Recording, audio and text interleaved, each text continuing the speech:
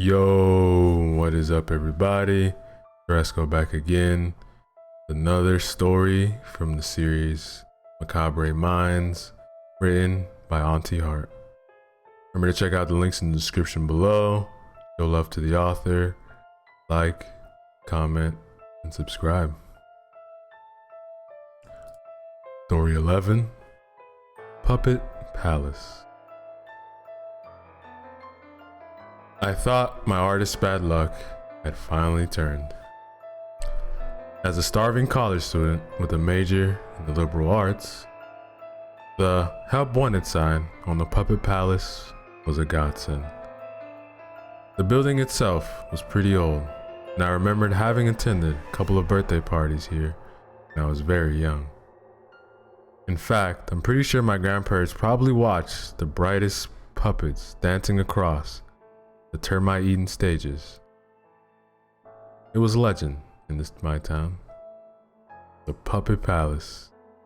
Every child had walked through its dim doors and had played hide and seek behind the velvet curtains. I remember when I gave my best friend Ted walkie-talkies and we would spend hours and hours communicating with each other. I guess it was either fate, some strange coincidence, that we still had the walkie-talkies and we roomed together during college. At least until he knocked up Dorsey Woodsworth and had a little toddler tumbling about broken life. I pushed the doors open to the Puppet Palace, and I was greeted by a sight like a photograph from the days of old. Time-worn wooden tables were placed around the squarish building, about the size of a large gymnasium, and red curtains hung above a stage on the far wall, which was adorned by pictures of some of the famous puppets. I even remembered some of them. There was Colonel Clown, and there was Sad Sandra, and who could forget the brightest smile of Little Tim. A few workers dressed in distinguishedly yellow polos ran here and there serving grease with pizza and lopsided birthday cakes. I walked over to the person closest to me, a surly looking woman with a pinched nose and frightening scowl. Excuse me. She didn't stop to address me, but she spoke as she refilled a little girl's soda cup. May I help you? My name is Gray Turner. I was supposed to start here today. The woman ignored my hand, and instead, she cast a probing eye up and down my body. Turner, of course. Yeah, come this way. She led me across the creaking wooden floors to the door that hung open crookedly on its hinges. She knocked briskly, and I was met by a "Come in." The woman went in first, and then gestured me to follow. What is it, Maya? I was automatically struck by how handsome this man was.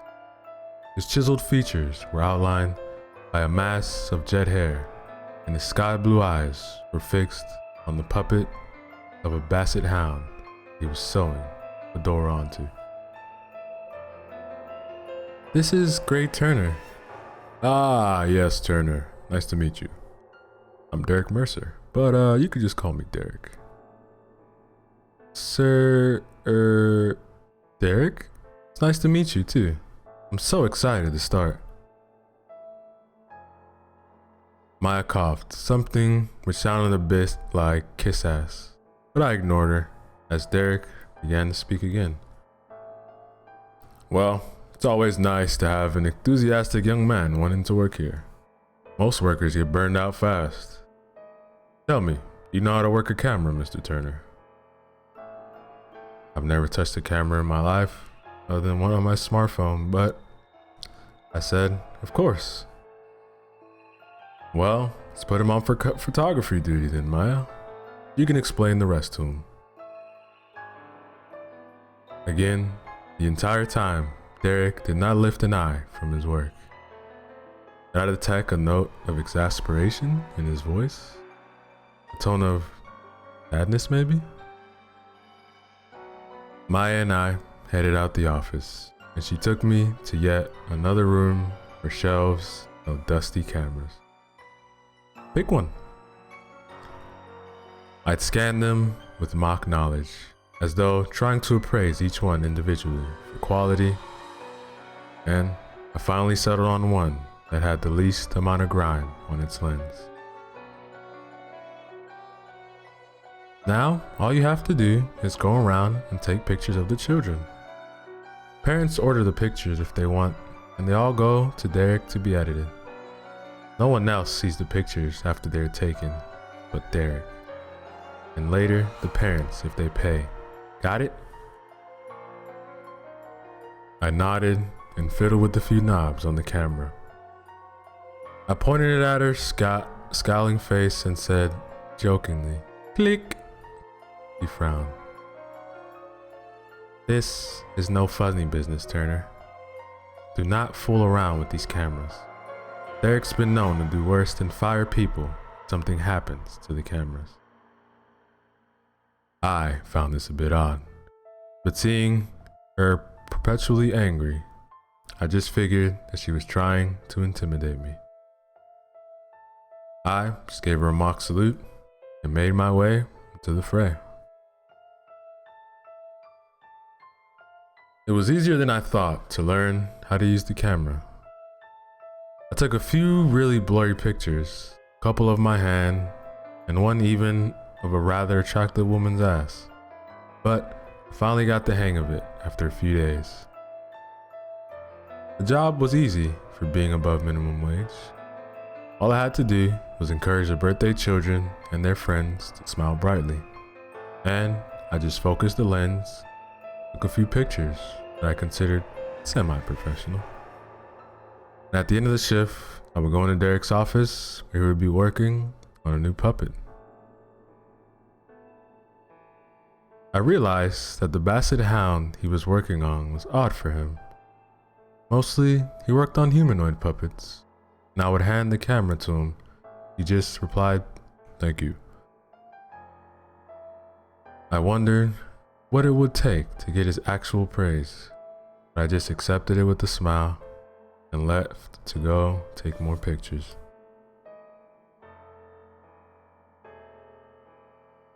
I would never have considered something was amiss at the Puppet Palace. I would have never thought that the darkness had extended past just the dark shadows in the windowless place. But the wrongness crept into my heart slowly, and I began to realize that there was something much more sinister than just a fun location where children could celebrate the goodness of life. I realized something was wrong when Ted came in with his daughter and a group of other children and their parents. I immediately ran up to my best friend and wrung his hand. "Ted, I haven't seen you in a while. How's it going?"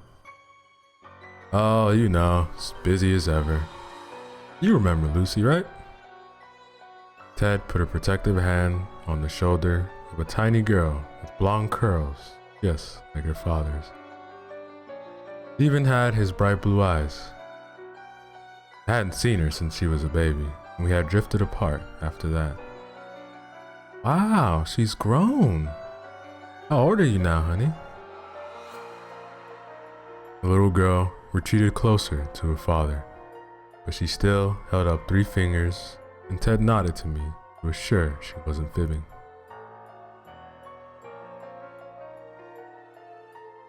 I was an expert at talking to children at this point. "Wow, 3 whole years? Man, by the rate you're growing, you're gonna be all grown up in no time." Lucy smiled sheepishly, and she giggled as she went to join with some of her friends at the creaky, lopsided table.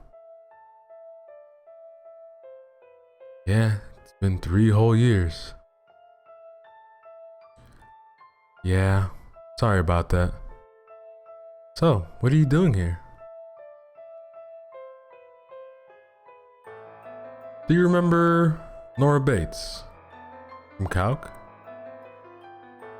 I stared at the woman for a few moments, and the way she held her hair in a sloppy bun did somewhat spark a memory in my mind. You had a crush on her if I recall.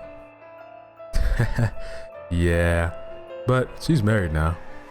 The little girl is Skylar, and her and Lucy go to daycare together. Ah, I see. Ted and I talked for a few moments, him asking me what exactly I did now. I showed him my camera, took a few pictures of him, of the little girls ripping into greasy pizza. Then I learned that Ted was working at a cheap Mexican restaurant, far from the artist he wanted to be growing up. But he said it paid the bills, kept food on the table for Lucy. He looked at the little girl with such adoring eyes that I was almost jealous. Almost. That was before I realized that one of the women without a child had on a pretty low-cut top. I took a picture of it and hoped that Derek would find it as amusing as I did. The party went off without a hitch, and I took pictures of the smiling children eating cake and opening presents.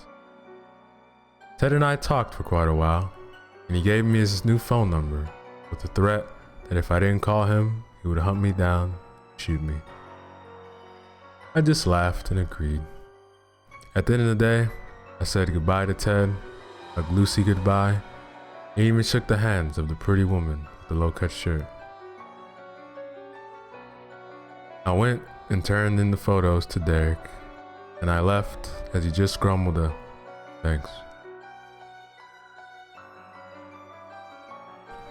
A few days had passed, and Derek pulled me into his office, while Maya gave me the smuggest of looks. I immediately thought of the picture of that woman's cleavage and braced myself for a good telling off. Sir, one of the kids knocked into me and accidentally took that shot. I swear to God, I'm not a perv. I ran this through my head a few times, but when I walked into the office, I was a little taken aback. Derek was just sitting at his desk, like always, working on a new puppet. The puppet looked somewhat familiar, with its brunette hair, large brown eyes, and dazzling smile. I couldn't place it at the moment. Have a seat, Derek said. Too nervous to actually sit, I merely leaned against the wall and watched as he began to fit a blue dress onto the puppet. Alright, I'll get right to the point, Mr. Turner. People haven't been buying our photos like they used to. Now, it's nothing against your shots or anything, but you need to be promoting the pictures more. You need to let them know that they need to buy your pictures. I didn't know it was so important, Derek. I remember vaguely Maya pushing me to sell more photos, but I still feigned innocence.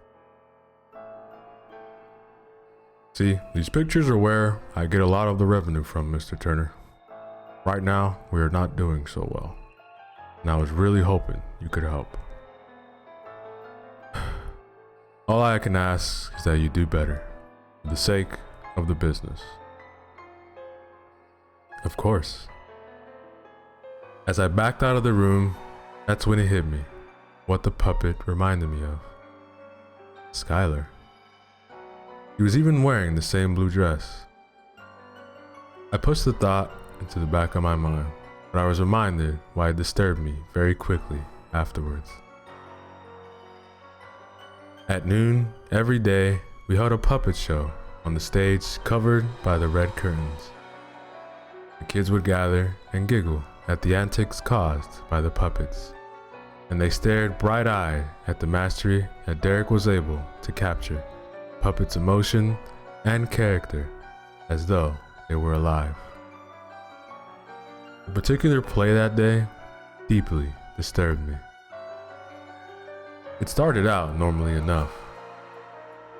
Now, I was usually too busy to really watch the show, but I still caught snippets of the regular dialogue. A girl trying to rescue a cat from a tree, reenactment of Civil War, policeman catching a really dumb criminal. But then, I saw a flash of blue, and I noticed that the puppet Skylar had appeared on the stage. Skylar was dancing around, doing fancy pirouettes as though she were an actual trained ballerina. Whoever was controlling the puppet called out, "My, what a great day to dance. I can't wait to show everyone." Then another puppet came onto the stage. I was struck motionless as I realized that this one very much resembled Nora. She was wagging her finger at her daughter. "Now remember what I told you about playing in the street." It's all right, Mom. I'm always super careful." The next scene caused nightmares to haunt my consciousness for months. A small car made out of steel and propped up by a stick came bursting from left stage, and in just a few seconds, it ran over the puppet Skylar, and her head and limbs fell off into heaps on the stage floor. The puppet Nora began to cry as the audience began to laugh, numbered by too many violent cartoons. I wanted to laugh along with them, but the prickling of my skin and the knot in my stomach prevented me from doing so. It turns out my unease was not unwarranted.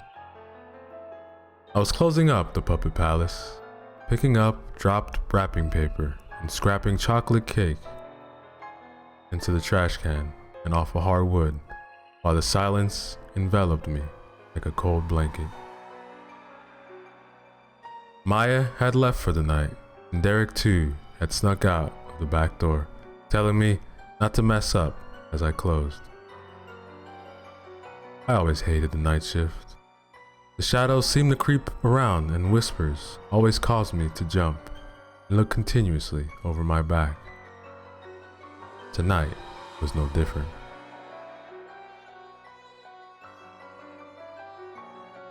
The call on my cell phone caused me to leap a mile, and I answered it with an annoyed, "What?" It was Ted. He sounded like he was crying.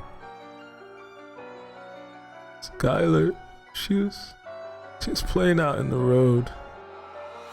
Or told me she was hit by a car. There's so much blood. She was ripped to shred grade."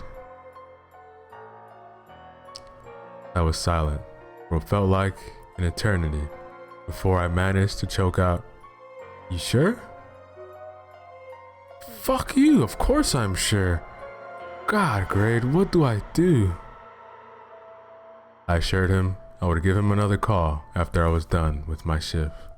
That we would start getting into contact with Nora, an attempt to help her. No. There's nothing wrong with this. Skylar was a good kid. She would have never played in the road. I don't want to be alone, man. Can I come over while you finish your shift? The company was greatly appreciated, and I gave him my approval before hanging up. My eyes immediately rested on Derek's office door, where the door was just barely propped open, letting out dark, creepy shadows, beaconing me to explore its depths. A little girl hit by a car, puppet in a blue dress, and dismembered limbs. My stomach turned circles, and I could hear the whispers again, only this time encouraging me to investigate.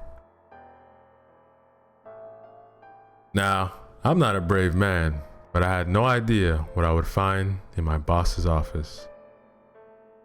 I figured the nagging dread was just a result of learning the news, poor little Skylar, and I was angry at Derek for having reenacted it as though the death of a small child was funny.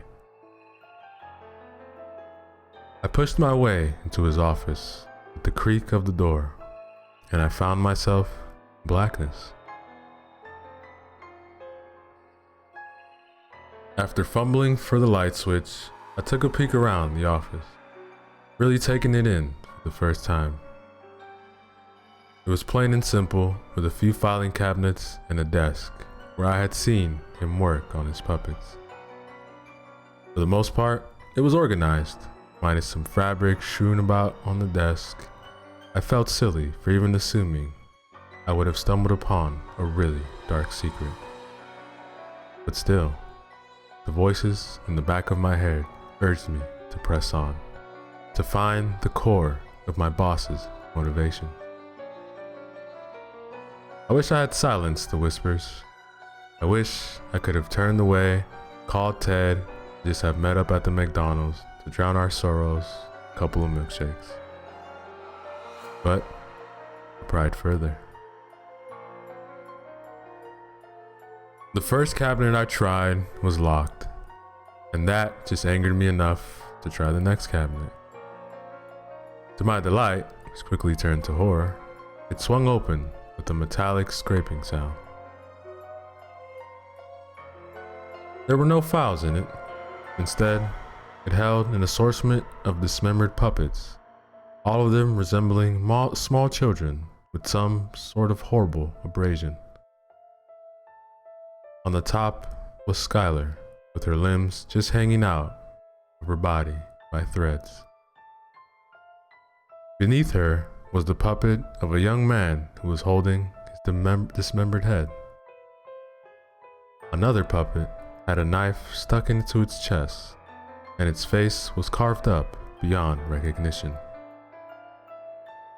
And stapled to each of the dolls was a picture of the child it represented.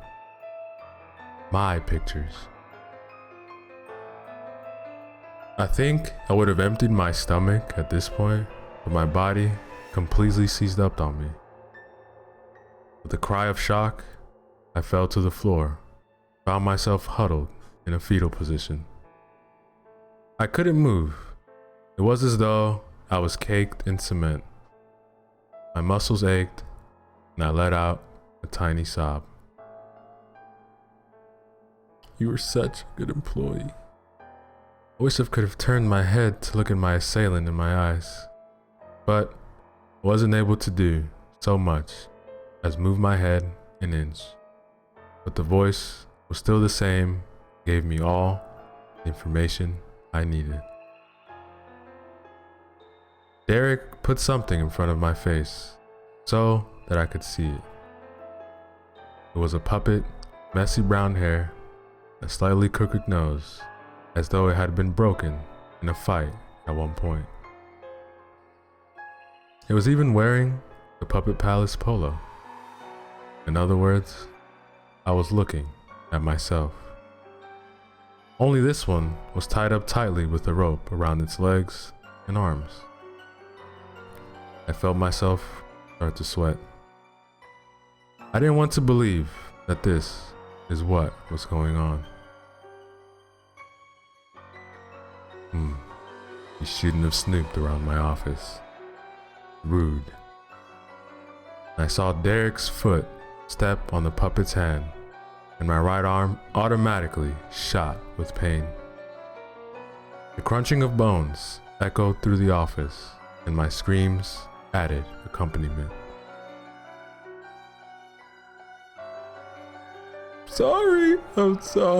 I'm sorry, I cried. Oh God, was this what death was like? Staring it straight in the face, unable to do anything about it? Oh, now you don't sound that sorry. Derek's fingers caressed one of the puppets, and he pulled mightily at it. My vision swam with blinding light as I screeched like a wounded animal. I couldn't see my finger, but I still felt it pop out of its socket and the flesh tear from the rest of my hand. Again, the breaking of bones made me throw up, and the vomit was mopped up by my hair.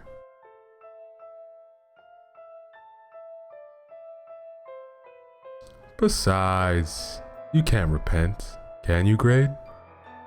Again, he snapped off 2 more fingers, and I howled louder till I thought my ears would surely burst. You're the one who took the pictures. Sorry.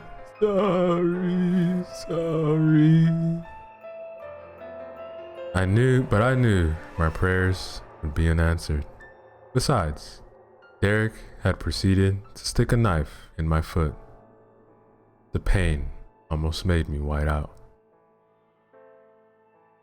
Grady? The voice sounded distant, like an angel calling me to sleep. But no, it was too masculine, too afraid, trembling. Ted? I called, but did I actually make a sound? Ted? God, I'm in here. Help. Shit, Derek swore. But then he put his head right next to mine so that I could see his maniacal smile. Hey, Grade. Remember the picture you took of Lucy? I heard him rummage through his cabinet for a moment, and he returned to my own little world by dropping another puppet in front of me. Golden curls, bright blue eyes. No. But Derek just smiled wider, inches from my face. This is just too easy. And with a quick, experienced motion, he snapped the puppet's neck. I heard a thud from the other room, and then a scream unlike any I had just produced. It was the sound of the world ending, of the earth splitting into fissures and swallowing mankind whole. It was the sound of death itself. Lucy? Lucy! No. Derek then took out a knife from the puppet's foot and rested it up against the puppet's neck and said, "Now, let's make this quick." Just as it pricked the skin of my neck, Derek disappeared from my vision as a figure tackled him all the way to the ground. You bastard! You fucking bastard! I just caught a glimpse of Ted as he lifted his fist and pounded him against Derek. I was now familiar with the sound of breaking bones, and blood seeped over to where I lay and mingled with my vomit. The knife. Ted grabs the knife that was just barely sticking out of my puppet's neck, and I heard steel meet with bone as he hacked and sawed and screamed. The carnage lasted forever, but my eternity of hell finally ended. Ted walked over to me, kneeled down. What do I do? Untie the puppet. Call an ambulance. I spent the next week in the hospital while they tried to reattach my missing fingers and treated me for my broken bones. But the beep of the heart monitor was too rhythmic to not remind me of the snapping of a camera and the laughing of children that passed by my hospital room caused me to beg the nurse for morphine.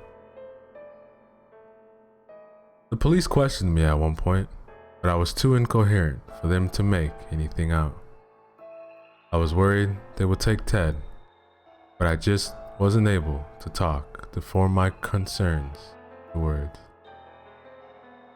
Because now, all I could hear was the whispers of the children that had been taken captive by my camera, killed on the stage, the Maccabi. All I could hear them say was, "Artists, bad luck. We blame you." And that